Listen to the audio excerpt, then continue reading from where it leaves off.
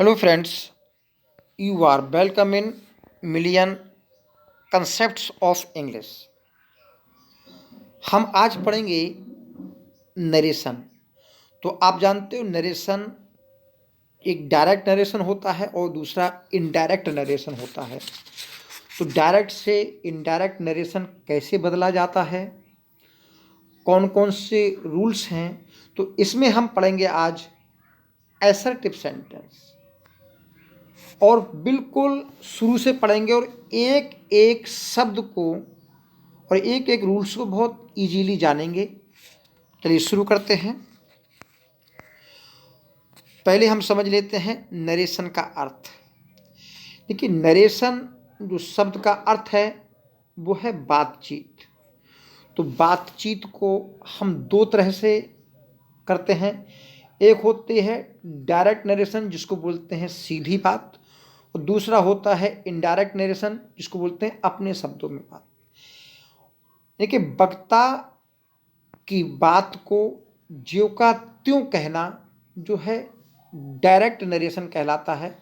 ये समझ लीजिए, यदि हमने किसी भी व्यक्ति की बात को अगर रिकॉर्डर में रिकॉर्ड कर लिया है और उसको हम दोबारा सुनते हैं तो उसकी बात हमको ज्यों का त्यों सुनाई देगी, तो उसको बोलते हैं हम डायरेक्ट नरेशन। तो इसमें राम सेड टू सीता, तो राम और सीता में बात हो रही है। I am not feeling well, ये इनके द्वारा कही गई बात है। तो राम के द्वारा कही गई बात है I am not feeling well. तो किसी के द्वारा कही गई बात को हम इन्वर्टेड कॉमा में लिखते हैं तो ये स्पीच कहलाती है। तो ये सेंटेंस जो है आपका, ये डायरेक्ट नरेशन का है, यानी कि डायरेक्ट स्पीच का है। दूसरी बात, इनडायरेक्ट नरेशन यानी कि वक्ता की बात को अपने शब्दों में कहना जो है वो इनडायरेक्ट नरेशन कहलाता है। Ram told Sita that he was not feeling well, ये ऊपर वाले डायरेक्ट सेंटेंस का इनडायरेक्ट नरेशन है। तो इसमें बदलते समय क्या क्या चेंजेस आए और ये चेंजेस के रूल्स क्या हैं, इनको कैसे बदला गया, इन सारी बातों को हम इसमें सीखेंगे। तो हम पहले समझ लेते हैं इस डायरेक्ट सेंटेंस को। तो देखिए, इस डायरेक्ट सेंटेंस में जो आपका असर्टिव सेंटेंस है, ये समझ लीजिए राम सेड टू सीता, इस सेंटेंस को समझिए। इसमें राम जो है ये बात को कहने वाला है, क्योंकि नरेशन जो शब्द का अर्थ है उसका मतलब बातचीत है।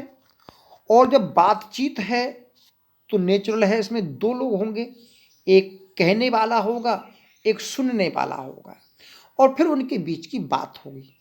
देखिए, ये चीज़ें होनी जरूरी हैं तभी तो हम बातचीत कहेंगे। तो इस सेंटेंस को देखिए, राम इस सेंटेंस में बात को कह रहा है और सीता जो है सुनने वाले, यानी कि राम और सीता दो लोगों के बीच में बात हो रही है। तो राम सीता से कह रहा है I am not feeling well, मुझे अच्छा नहीं लग रहा है। तो ये इनके कही गई बात है। तो इस सेंटेंस में जिसमें बात को कहने वाला होता है, बात को सुनने वाला होता है, उस एरिया को हम बोलते हैं आपका रिपोर्टिंग वर्ब। और कॉमा और इन्वर्टेड कॉमा ये दूसरा पार्ट कहलाता है। और तीसरा जो पार्ट कहलाएगा वो है आपका रिपोर्टेड स्पीच, यानी इनके द्वारा जो बीच की कही गई बात है उसको हम रिपोर्टेड स्पीच कहेंगे। तो नेचुरल है कि अब हम डायरेक्ट से इनडायरेक्ट बनाएं। देखिए, इस डायरेक्ट नरेशन के सेंटेंस को अगर हम इनडायरेक्ट नरेशन में बदलते हैं तो नेचुरल है कि एक, दो और तीन, इन्हीं तीन पार्ट्स में आपको चेंज करना पड़ेगा। गिन गिन कर, बोल बोल कर आपको इन्हीं तीन पार्ट में चेंज करना पड़ेगा। तो डायरेक्ट नरेशन से इनडायरेक्ट नरेशन बनाने के लिए तीन चेंजेस होते हैं। एक रिपोर्टिंग वर्ब में चेंज होगा, दूसरा कॉमा इन्वर्टेड कॉमा में चेंज होगा, और तीसरा रिपोर्टेड स्पीच में चेंज होगा। यानी कि आप चेंज करना चाह रहे हैं तो ये 3 चेंज करने पड़ेंगे। अब how to change direct into indirect sentence. अब हम चेंज की बात करें तो नियम कैसे काम करते हैं और कैसे बदलते हैं, ये इस बात पर निर्भर करता है कि रिपोर्टेड स्पीच का प्रकार क्या है। यानी कि रिपोर्टेड स्पीच का जो सेंटेंस है वो आपका असर्टिव है, इंटेरोगेटिव है, इंपेरेटिव है, एक्सक्लेमेटरी है, ऑप्टेटिव है, इसके अनुसार नियम लगेंगे। यानी कि कहने का अर्थ है नियम इन 5 सेंटेंस के अनुसार बदलेंगे, लेकिन चेंज आपके यही होंगे 3। तो ये जो 3 चेंज है, वर्ब में चेंज, कॉमा इन्वर्टेड कॉमा में चेंज और रिपोर्टेड स्पीच में चेंज, ये चेंज कैसे लगेंगे ये निर्भर करता है कि हमारा सेंटेंस किस प्रकार का है। तो देखिए, Ram said to Sita I am not feeling well, ये आपका असर्टिव सेंटेंस है। 1, 2, 3 चेंज होंगे, अलग अलग प्रकार से होंगे। Ram said to Sita where are you going, ये इंट्रोगेटिव सेंटेंस है। वही 3 नियम अब फिर बदल जाएंगे। Ram said to Sita please come with me, यहाँ पर ये इंपेरेटिव सेंटेंस है। चेंज वही 3 होंगे, रिपोर्टिंग वर्ब में change, comma inverted comma change और रिपोर्टिंग स्पीच में चेंज, लेकिन बदल जाएंगे। Ram said to Sita hurray we have won the match, ये एक्सक्लेमेटरी सेंटेंस है। Ram said to Sita may God bless you, ये आपका ऑप्टेटिव सेंटेंस है। तो आप यहां देख रहे हैं कि आपका जो रिपोर्टेड स्पीच हो सकती है ये आपके 5 प्रकार के सेंटेंस में हो सकती है। तो नेचुरल है कि 5 प्रकार के सेंटेंस में रिपोर्टिंग वर्ब में चेंज, कॉमा इन्वर्टेड कॉमा में चेंज और रिपोर्टेड स्पीच में चेंज होंगे और हर सेंटेंस के अनुसार बदल जाएंगे। तो अभी हम जो पढ़ेंगे वो है असर्टिव सेंटेंस से हम डायरेक्ट से इनडायरेक्ट बनाएंगे तो रूल कौन कौन से लगते हैं। फिर हम अगले पार्ट में पढ़ेंगे इंपेरेटिव सेंटेंस को, सॉरी इंट्रोगेटिव को, फिर इंपेरेटिव को, ऐसे क्रम से पढ़ेंगे। तो अभी हम पढ़ रहे हैं असर्टिव सेंटेंस को। तो समझ लीजिए, अब असर्टिव सेंटेंस आपने अभी देखा, Ram said to Sita I am not feeling well, यही तो आपका असर्टिव सेंटेंस है। हो सकता है देर लग रही हो, बोरियत महसूस ना करें, पूरा वीडियो देखें, एक एक बात समझ में आ जाएगी, क्योंकि मैं सेंटेंस को समझा रहा हूं, चेंज तो हो जाएगा। ये सेंटेंस है आपका, चलिए इसको हम बॉक्स में बंद कर लेते हैं। ये सेंटेंस है आपका। अब इस सेंटेंस को डायरेक्ट से इनडायरेक्ट बदलेंगे तो समझ लीजिए ये सेंटेंस लगभग ऐसे ही नहीं आता, कभी कभी इस तरह इसकी बनावट हो सकती है। I am not feeling well, Ram said to Sita, Sita said Ram I am not feeling well, इस तरह भी इस सेंटेंस लिखा हुआ आ सकता है। Ram said Sita I am not feeling well, ये सेंटेंस इस प्रकार भी लिखा हुआ आ सकता है। तो कहने का मतलब है ये जो सेंटेंस है ये आपको 4 तरह से लिखा हुआ आपको दिखाई देगा। अब जब आप इसको चेंज करेंगे तो चाहे इस तरह लिखा हो या आपका इस तरह लिखा हो, किसी भी तरह लिखा हो, लेकिन चेंज आप इसी तरह करेंगे जैसा कि आपका ऊपर बना हुआ है। यानी कि ये सेंटेंस किसी भी तरह हो इस तरह बनाकर ही चेंज करेंगे। अब बात करते हैं चेंज की। तो हम रूल्स की बात करें तो पहला चेंज रिपोर्टिंग वर्ब में चेंज होगा। तो आपका असर्टिव सेंटेंस है तो सैड का तो सैड रहने देंगे, से का से रहने देंगे और सेज का सेज रहने देंगे यदि कोई ऑब्जेक्ट ना हो। जैसे ही said I am not feeling well, अगर ये सेंटेंस है तो क्या बनेगा, ही सेड। बस इस सेड को अब हम सेड ही रहने देंगे, इसको चेंज नहीं करेंगे। ठीक। अब वो कह रहे हैं कि जब से, सैड से और सेज के बाद कोई ऑब्जेक्ट होता है तो सैड टू होता है तो उसको टोल्ड में बदल देंगे, से टू होता है तो उसको टेल में बदल देंगे और सेज टू होता है तो टेल्स में बदल देंगे। अब समझिए, जैसे ही सेड टू मी, ये होता, और सेंटेंस आपको होता आई एम नॉट फीलिंग वेल, तो क्या बदलते हम, ही सेड टू का टोल्ड हो जाता, ही टोल्ड मी। समझ गए?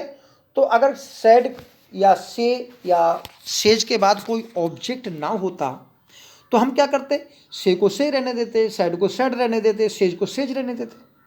लेकिन इनके बाद टू लगा है और इनके बाद कोई ऑब्जेक्ट है, जैसे ये ऑब्जेक्ट है तो हमने इसको टोल्ड में बदल दिया। तो पहला सेंटेंस है he said you should help him, तो he said that I should help him. अब दूसरा नियम समझिए, इतना समझ गए होंगे। दूसरा नियम है कॉमा तथा इन्वर्टेड कॉमा हटा करके हम क्या करेंगे, कंजक्शन दैट लगाते हैं। और फिर आता है रिपोर्टेड स्पीच में चेंज। तो रिपोर्टेड स्पीच में चेंज जो होते हैं वो आपके दो प्रकार के होते हैं। पहला होता है पर्सनल प्रोनाउन में चेंज और दूसरा होता है टेंस चेंज। अब पर्सनल प्रोनाउन में जो चेंज है वो समझ लेते हैं कि पर्सनल प्रोनाउन हमारे कौन कौन से प्रकार के होते हैं। देखिए ये है आपके पर्सनल प्रोनाउन, क्योंकि इन्हें पर्सनल प्रोनाउन इसलिए कहा जाता है क्योंकि इसमें 3 पर्सन होते हैं। फर्स्ट पर्सन जो कि बात करने वाला होता है, उसमें आई और बी आते हैं। ऑब्जेक्ट के रूप में आई का मी और पजेसिव के रूप में माई, और बी का सब्जेक्ट अस ऑब्जेक्ट और आवर पजेसिव, ये आपके फर्स्ट पर्सन प्रोनाउन है। तो फर्स्ट पर्सन प्रोनाउन वो प्रोनाउन होते हैं जो बात कहने वाले यानी कि वक्ता से संबंधित होता है। समझ लीजिए, कोई भी व्यक्ति बात करेगा तो वो क्या कहेगा, या तो कहेगा मैं ऐसा कह रहा हूँ या हम ऐसा कह रहे हैं। तो आई और बी ये बोलने वाले से संबंधित होते हैं, और सेकंड पर्सन यू होता है ये सुनने वाले से संबंधित होते हैं। यू सब्जेक्ट है, यू ऑब्जेक्ट है और योर पजेसिव है। और थर्ड पर्सन प्रोनाउन में ही, सी, इट और दे आते हैं। ही का him object, his possessive case, she का her object, her possessive case, it का object its possessive case, its बना लीजिए। दे का them possessive case, sorry objective case, और देयर पजेसिव केस। तो ये जो आपके पजेसिव या जो आपके पर्सनल प्रोनाउन हैं ये सारे आपके उसमें आएंगे, यानी कि रिपोर्टेड स्पीच में आएंगे। इनको चेंज करना पड़ेगा। तो ये टेबल जो है रूल नहीं है, ये टेबल आपको याद होनी चाहिए और पता होना चाहिए कौन सा फर्स्ट पर्सन प्रोनाउन है, कौन सा सेकंड पर्सन प्रोनाउन और कौन कौन से प्रोनाउन आपके थर्ड पर्सन में आते हैं। तो जो रूल्स हैं वो कुछ इस प्रकार हैं। ये रूल्स है, रिपोर्टेड स्पीच के जो पर्सनल प्रोनाउन आएंगे तो वो रिपोर्टिंग वर्ब के सब्जेक्ट और ऑब्जेक्ट के अनुसार बदलते हैं। यानी कि फर्स्ट पर्सन सब्जेक्ट के अनुसार बदलता है, सेकंड पर्सन ऑब्जेक्ट के अनुसार बदलता है, और थर्ड पर्सन जो है नहीं बदलता। यही कारण है कि हम इसको आपने पढ़ा होगा 123/सन बोलते हैं, क्योंकि फर्स्ट पर्सन सब्जेक्ट के अनुसार बदलता है, सेकंड पर्सन ऑब्जेक्ट के अनुसार बदलता है और थर्ड पर्सन नहीं बदलता है। तो इस बात को ध्यान रखेंगे। अब देखिए बदलते कैसे हैं। एग्जाम्पल देखिए, Sohan says to Geeta I will help you.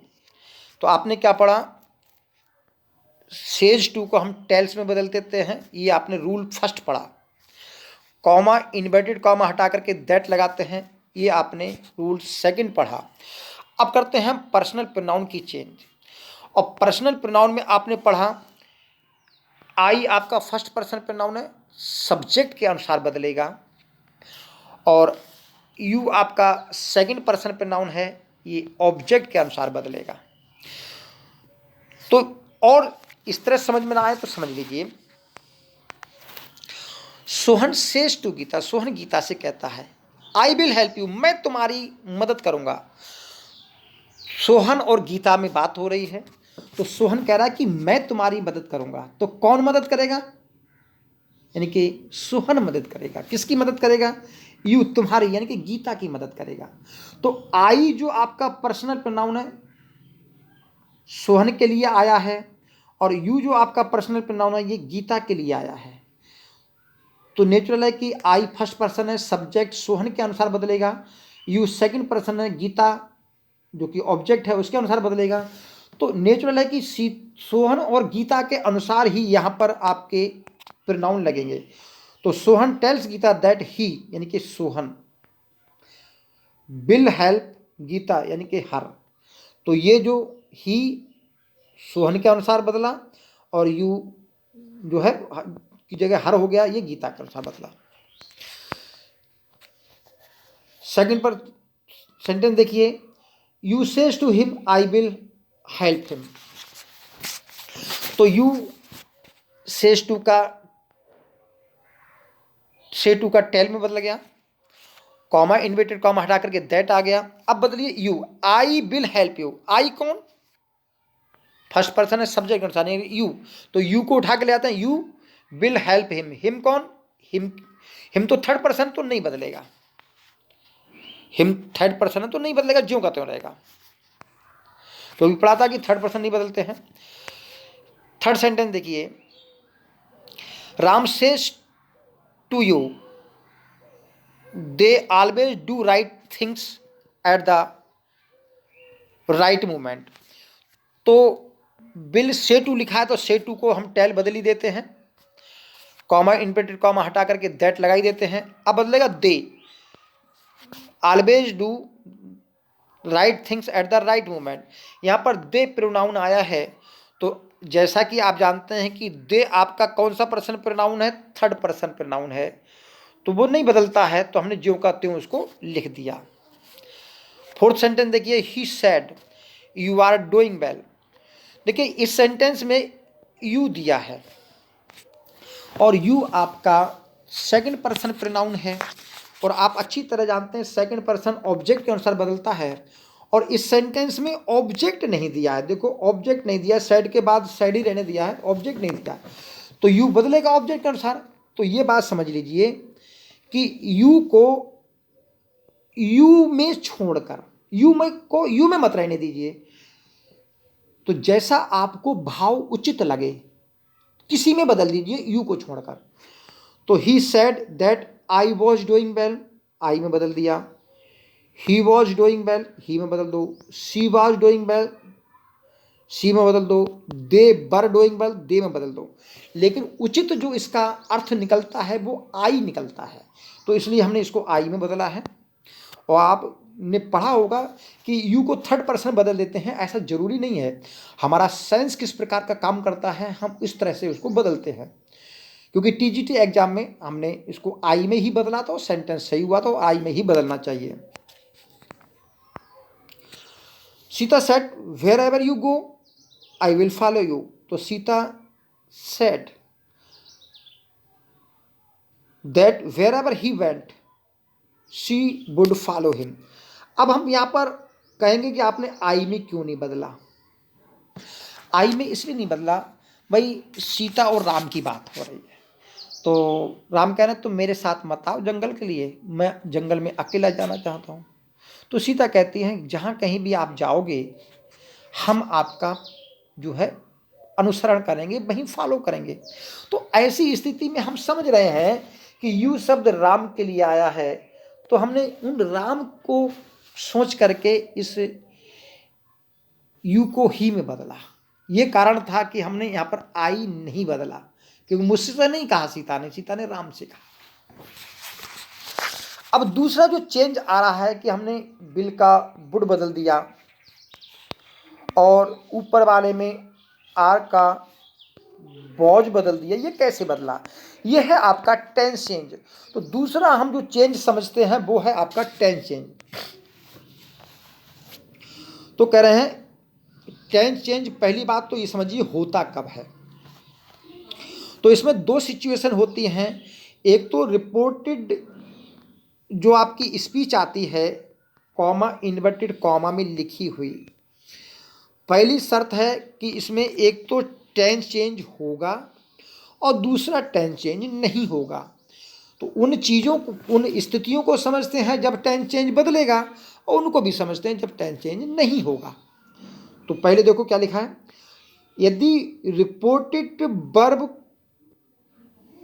का टेंस पास्ट में है, यानी कि रिपोर्टेड वर्ब का टेंस पास्ट में है, केवल तब ही रिपोर्टेड स्पीच का टेंस चेंज होगा। ये बहुत बड़ा नोट है, इसको ध्यान कर लीजिए। लेकिन यदि रिपोर्टेड स्पीच का सेंटेंस यूनिवर्सल ट्रूथ है, हैबिचुअल फैक्ट है, प्रोवर्ब है, हिस्टोरिकल फैक्ट है, तब उसे ज्यों का त्यों लिखते हैं। अब इसको समझिए, इस सेंटेंस को देखिए, हमने 3 प्रकार के सेंटेंस यहां पर लिखे हैं। ऊपर कर लेते हैं थोड़ा सा। पहला सेंटेंस देखिए, ही सेड टू मी। आप जानते हैं ये जो अंडरलाइन किया गया है, ये आपका क्या है, ये जो सेंटेंस है आपका रिपोर्टिंग वर्ब है। और रिपोर्टिंग वर्ब का टेंस किस में है, नेचुरल है कि ये आपका पास्ट में है। दिखाई दे रहा होगा, ही सेड टू मी, ये पास्ट में है। अब हम इस जो दूसरा पार्ट है इसका टेंस चेंज करेंगे, क्योंकि ये वाला सेंटेंस पास्ट में है तो इसका टेंस चेंज करेंगे। अब दूसरा सेंटेंस देखिए, ही सेज टू मी, ये सेंटेंस प्रेजेंट में है, तो इस वाले सेंटेंस का हम टेंस चेंज नहीं करेंगे। अगला सेंटेंस देखिए, ही विल से, ये सेंटेंस फ्यूचर में है, तो ये जो रिपोर्टेड स्पीच है इसका हम टेंस चेंज नहीं करेंगे। तो आप अच्छी तरह समझ लीजिए, यहां टेंस चेंज होगा और यहां टेंस चेंज नहीं होगा। कारण फिर समझ जाएंगे, क्योंकि ये पास्ट में है टेंस चेंज होगा, ये प्रेजेंट में है इसका टेंस चेंज नहीं होगा, ये फ्यूचर में है इसका टेंस चेंज नहीं होगा। तो फिर हम रूल की बात कर लेते हैं। रिपोर्टिंग वर्ब का टेंस यदि पास्ट टेंस में है, केवल तब ही रिपोर्टेड स्पीच का टेंस चेंज होगा, और उस शर्त में भी रिपोर्टेड स्पीच का टेंस चेंज नहीं होगा यदि वो यूनिवर्सल ट्रूथ है, यानी कि स्पीच आपकी यूनिवर्सल ट्रूथ है, हैबिचुअल फैक्ट है, प्रोवर्ब है, हिस्टोरिकल फैक्ट है, तो हम उसका टेंस चेंज फिर भी नहीं करेंगे। अब देखते हैं, समझ गए होंगे इनको। तो इसे कैसे चेंज किया, तो ही सेड टू मी, तो ही टोल्ड मी हो गया, दैट यहां तक तो आप जानते ही हैं। आई कैन डू दिस, तो ही कुड डू दिस, इन्होंने कैन का कुड कर दिया।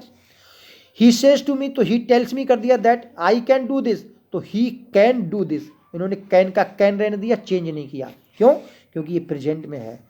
कुड क्यों कर दिया, क्योंकि ये पास्ट में है। He will say, comma independent comma, I can do this, he will say that he can do this, तो हमने कैन को चेंज नहीं किया। अब टेंस चेंज कैसे होते हैं ये बात आप चुटकियों में या उंगलियों पर याद कर लीजिए। यानी कि प्रेजेंट के पहला नियम, प्रेजेंट के चारों टेंस पास्ट के उन्हीं चारों में बदलते हैं, ये बात नोट कर लीजिए। प्रेजेंट के चारों टेंस पास्ट के उन्हीं चारों में बदल जाते हैं। प्रेजेंट इंडेफिनिट पास्ट इंडेफिनिट बदल जाता है, प्रेजेंट कंटिन्यूस पास्ट कंटिन्यूस में बदल जाता है, प्रेजेंट परफेक्ट पास्ट परफेक्ट में बदल जाता है, present perfect continuous past perfect continuous में बदल जाता है। एक बात याद हो गई, देखिए प्रेजेंट के चारों उन्हीं के चारों में। और पास्ट टेंस में देखिए, पास्ट इंडेफिनिट पास्ट परफेक्ट में बदल जाता है, past continuous past perfect continuous में बदल जाता है, ये कि एक छोड़ के बदल जाते हैं। अगर सेंटेंस आपका रिपोर्टेड स्पीच का पास्ट परफेक्ट में है तो नहीं बदलेगा, पास्ट परफेक्ट कंटिन्यूस में तो नहीं बदलेगा।